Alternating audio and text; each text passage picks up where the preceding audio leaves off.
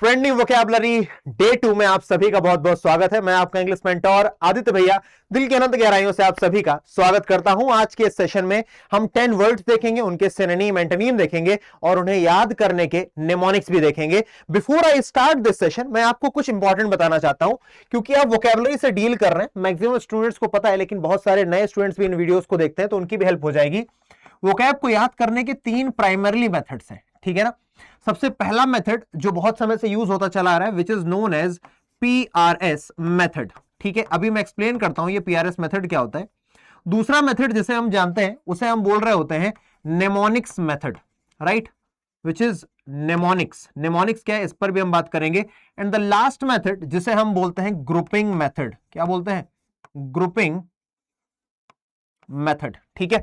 तो अगर आप देखोगे ध्यान से तो पीआरएस मेथड का मतलब क्या है? पी का मतलब है प्रीफिक्स, एस का मतलब है सफिक्स और आर का मतलब है रूट वर्ड्स, ठीक है ना। जैसे आप लोगों के लिए रोज एक शॉर्ट आता है ना, आपने शॉर्ट्स में देखा होगा बहुत सारे रूट वर्ड्स कवर किए हैं। जैसे मैंने बेनी रूट वर्ड कराया हुआ है ना, एमबी रूट वर्ड करा रखा है मैंने, आपको मैल रूट वर्ड कराया हुआ है, फिल रूट वर्ड कराया हुआ है, ऐसे बहुत सारे रूट वर्ड्स मैंने कराए हैं। आपको प्रीफिक्स के नाम पर मैंने आपको रेट्रो प्रीफिक्स भी करवाया हुआ है ना, रेट्रोफ्लेक्स, रेट्रो सॉन्ग्स हुआ करते थे, सफिक्स भी होते हैं, ठीक है। नेमोनिक्स जो आपने पहला ट्रेंडिंग वोकैब का सेशन देखा, और साथ के साथ एक पूरा का पूरा मैंने मैराथन भी लिया हुआ है लगभग 2 घंटे के आसपास का, जिसमें मैंने नेमोनिक्स के ऊपर बात करी थी। नेमोनिक्स का क्या मतलब है, इससे पहली बात तो ध्यान रखिएगा, नेमोनिक्स बोलते हैं, ये वाला जो एम है ना शुरुआत में, ये साइलेंट रहता है। नेमोनिक्स का मतलब क्या है? When you create a story और when you weave a story to remember a word. जब आप मेमोरी में किसी वर्ड को फीड करने के लिए उसके अराउंड एक स्टोरी बना देते हो, उसे हम नेमोनिक बोल रहे होते हैं। ग्रुपिंग मेथड सबसे बेसिक मेथड है, जिसमें हम लोग सिनोनिम को एक साथ रख देते हैं, राइट। कई सारे सिनोनिम्स को एक साथ रख दिया, कई सारे एंटोनिम्स को एक साथ रख दिया, दैट इज ग्रुपिंग मेथड, है ना। वन वर्ड सब्स्टिट्यूशन से एक साथ देख लिए, उसे हम ग्रुपिंग बोलते हैं, ठीक है। तो अभी जो हम प्राइमरली कर रहे हैं वो हम नेमोनिक्स पर बेस्ड सीरीज कर रहे हैं। अभी 3-4 दिन नेमोनिक्स करेंगे, फिर रूट वर्ड्स करेंगे, ग्रुपिंग करेंगे, वन वर्ड सब्स्टिट्यूशंस करेंगे, इडियम्स भी बीच बीच में मिलते रहेंगे, फ्रेजल वर्ब्स भी मिलेंगे। हालांकि आपने अगर शॉर्ट देखा है तो आज मैंने आपके साथ एक शॉर्ट शेयर किया है, जिसमें मैंने आपको इंपॉर्टेंट, बहुत इंपॉर्टेंट फ्रेजल वर्ब बताया है। प्लीज कॉपी बना के नोट करिएगा, हाथ जोड़ के बोल रहा हूं बेटा, वरना ये सेशंस देखने से आपको याद नहीं होगा। एक कॉपी में नोट जरूर करना वर्ड्स को, ठीक है। आइए, एक बच्चा मुझसे पूछ रहा था कि हम नोट्स बनाएं कैसे, वो भी मैं आपको आज बता देता हूं। हमारा पहला वर्ड है आज क्वेल, ठीक है। तो कॉपी में ऐसे करके लिखो क्वेल, ठीक है। आपने क्वेल लिखा, फिर मैं आपको बताता हूं याद करने का तरीका। क्वेल में छुपा हुआ है किल। क्वेल में क्या छुपा हुआ है? किल। तो इस पर गोला बना दिया, इसके बाद लिख दिया एम। एम का मतलब क्या हो गया? निमोनिक्स, ठीक है ना। एम मतलब निमोनिक्स। उसके बाद इसकी मीनिंग लिख दीजिए इसके नीचे। इसका मीनिंग क्या होता है? सप्रेस कर देना। क्या कर देना? वहां पर लिखा भी हुआ है, सप्रेस कर देना, या किसी चीज को क्या कर देना? एंड कर देना, टू एंड। बस आपने इतना लिखना है, ठीक है ना। क्वेल के लिए एक सिनोनिम एस लिख करके क्या लिख दोगे भाई? सप्रेस सिनोनिम लिखा है। और ए लिख करके यानी एंटोनिम लिख करके लिख दोगे इनसाइड। इस तरीके से आपने एक वर्ड कवर कर देना है। बहुत ज्यादा है तो अपनी तरफ से थोड़ा सा हार्डवर्क करके एक सेंटेंस भी इसके रिगार्डिंग लिख देना है, दैट इज इट। इससे ज्यादा नहीं करना है, ठीक है ना। ये निमोनिक पूरा नहीं उतारना है तुमको, ये नोट करने जाओगे तो समझदारी नहीं है। आपने एक वर्ड इतने में कर देना है। क्वेल का क्या मतलब है? क्वेल का मतलब होता है टू सप्रेस, वर्ब है अपने आप में, ठीक है ना। अगर चाहो तो ये भी लिख सकते हो, वी का मतलब वर्ब, ठीक है। आप उसके बारे में बता कर सकते हो कौन सा पार्ट्स ऑफ स्पीच है। So to suppress or put an end to something, that is quell. Next word हम देखते हैं ravage. ravage सुनने में डैमेज जैसा लग रहा है ना, ravage डैमेज सुनने में एक जैसे लग रहा है, तो ravage को हमने याद कर लिया कि अगर कोई चीज डैमेज हो गई है, दैट इज ravage, ठीक है ना। इसका मीनिंग भी क्या है? To cause severe damage to something, किसी चीज को सीवियर डैमेज कर देना, उसे हम ravage बोल रहे होते हैं, क्लियर है। जैसे इसका सिनोनिम हो जाएगा डिवास्टेट, है ना, किसी चीज को बर्बाद कर देना, डिवास्टेट कर देना। और रिस्टोर का मतलब होता है आपने किसी चीज को दोबारा से सही कर दिया, दैट इज रिस्टोर, ठीक है। आगे आते हैं।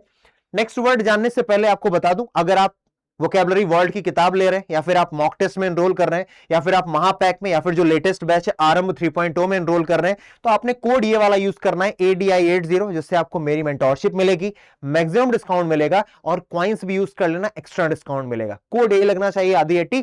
और हाँ, मुझे बताना जरूर है अगर आपने कोड लगाया है, ईमेल के थ्रू मुझे बता देना, सो दैट मैं आपको अपने मेंटोरशिप ग्रुप में ऐड कर सकूं, जो मैं कुछ दिन बाद बनाने वाला हूं, ठीक है। साथ के साथ टेलीग्राम ग्रुप, इसे ज्वाइन जरूर करना है। अभी दिखाता हूं टेलीग्राम पर हम क्या करते हैं। फिलहाल नेक्स्ट वर्ड पर आते हैं, जो कि है स्क्रूटिनाइज।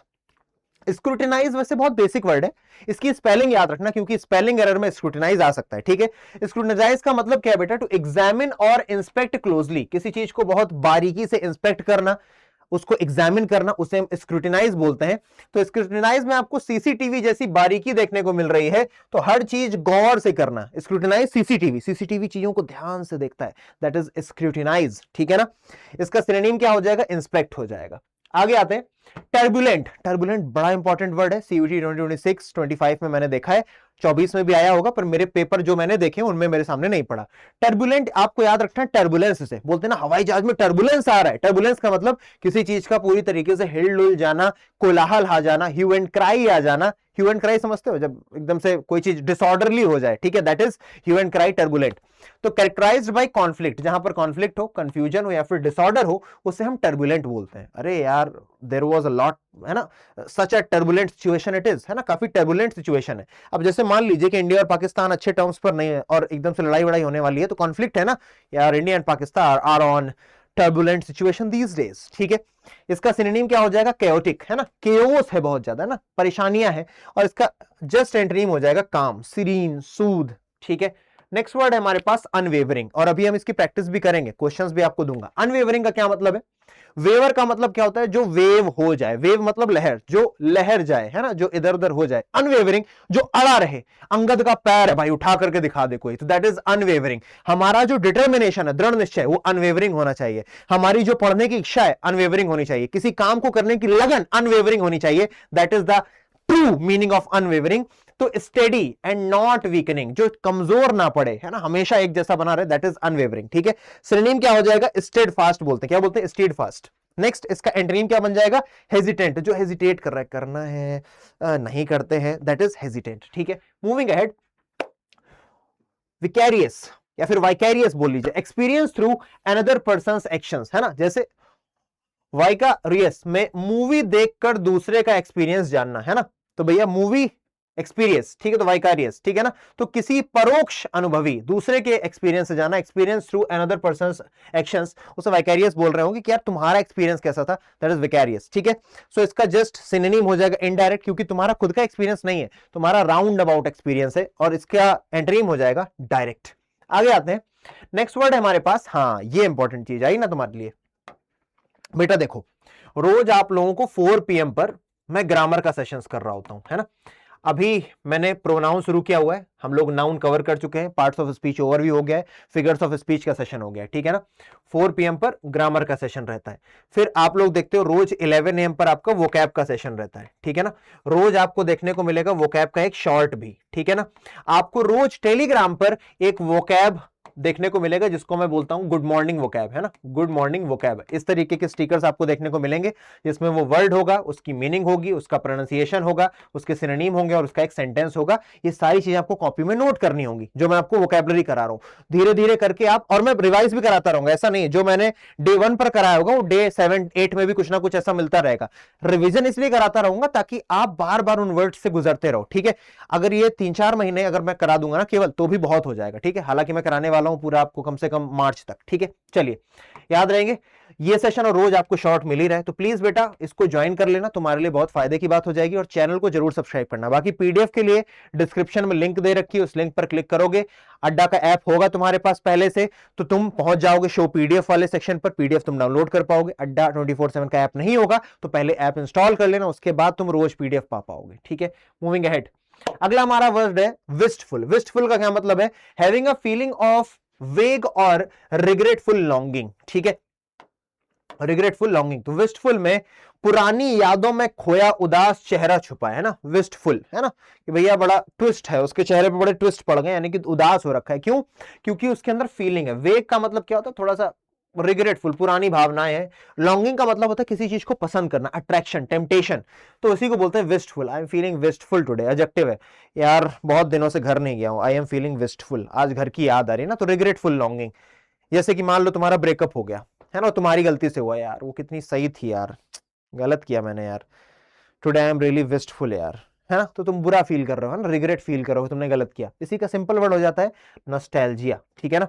और इसका एंटोनिम हो जाएगा कंटेंट। कंटेंट का मतलब क्या होता है, संतुष्टि, सेटिस्फैक्शन। नेक्स्ट हमारे पास वर्ड है यील्डिंग, बड़ा इंपॉर्टेंट वर्ड है, देखने पर मत जाना, बहुत बार पेपर में आया है।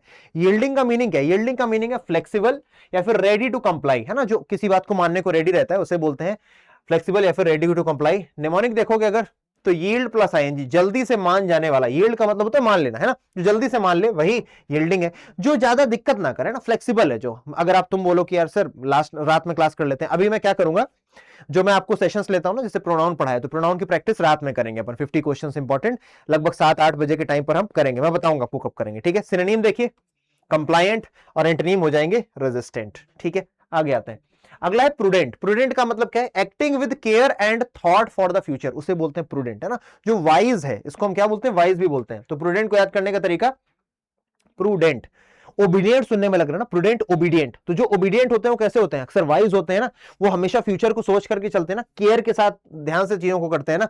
तो प्रूडेंट में प्रोडक्ट छुपा है, खरीदने से पहले सोच समझकर डिसीजन लेना ही प्रूडेंट कहलाता है, समझदारी पूर्ण कहलाता है। और इसका जस्ट अपोजिट क्या हो जाएगा, रेकलेस, क्या चलो जो मन करा ले लिया, खर्चा करना ही कर देते हैं कहीं पर भी, दैट इज रेकलेस। तो प्रूडेंट का क्या मतलब है, जब आप केयर के साथ, जब आप ओबीडियंट हो, है ना, जब आप इंटेलिजेंट हो, तो आप वाइज भी होगे, और आप केयर के साथ और फ्यूचर में सोच करके किसी काम को करने की कोशिश करते हो, दैट इज प्रूडेंट, ठीक है।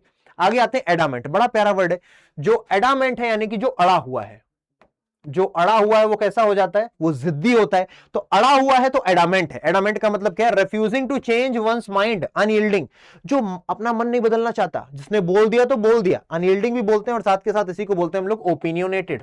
क्या बोलते हैं, ओपिनियोनेटेड। स्टबर्न भी बोलते हैं बेटा इसी को, ठीक है, जिद्दी। और जस्ट एंटोनिम हो जाएगा इसका फ्लेक्सिबल, जो किसी भी काम को करने के लिए रेडी है, ठीक है।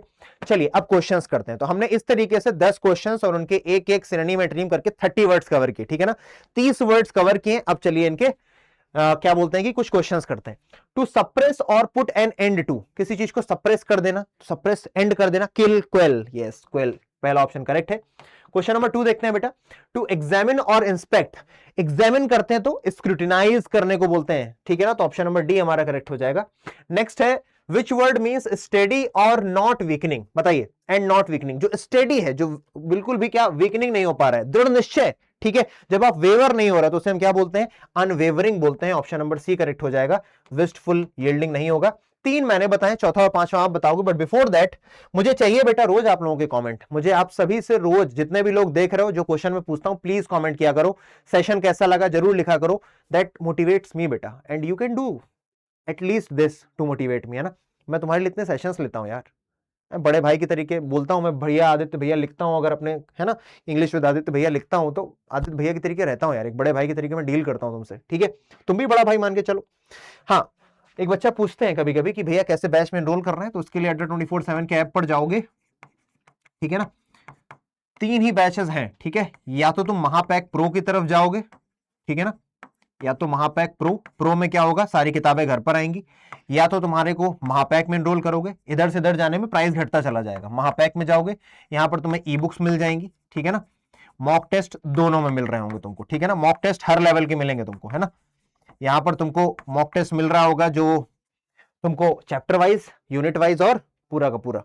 और तीसरा सबसे नॉर्मल, अगर मैं इस समय बात करूं तो आप भी बैच चल रहा है अल्टीमेट 3.0, है ना, अल्टीमेट 3.0 ये लास्ट है। इसमें ना तो आपको किताबें मिलेंगी, ना ही आपको मॉक टेस्ट मिलेगा, तो समझदारी इसमें कि आप इसमें एनरोल करें। एनरोल करते समय कूपन कोड ADI80 लगाना बिल्कुल नहीं भूलेंगे, ताकि आपको मेरी मेंटोरशिप और मैक्सिमम डिस्काउंट मिले, और मुझे बताना नहीं भूलेंगे जब आपने एनरोल करा होगा इस मेल आईडी पर, ताकि मेरी मेंटोरशिप आपको मिल सके। क्वेश्चन नंबर 4 का आंसर देखेंगे, हैविंग अ फीलिंग ऑफ वेग और रिग्रेटफुल लॉन्गिंग, इसका आंसर क्या होगा कमेंट सेक्शन बताएंगे, क्वेश्चन नंबर 4 का आंसर, ठीक है ना। क्वेश्चन नंबर 5 क्या है भाई, acting with care and thought of future, इसका मीनिंग क्या है, क्वेश्चन नंबर 5 का भी आंसर बताएंगे, सभी लोग आंसर देंगे बेटा क्वेश्चन नंबर 4 एंड 5 का।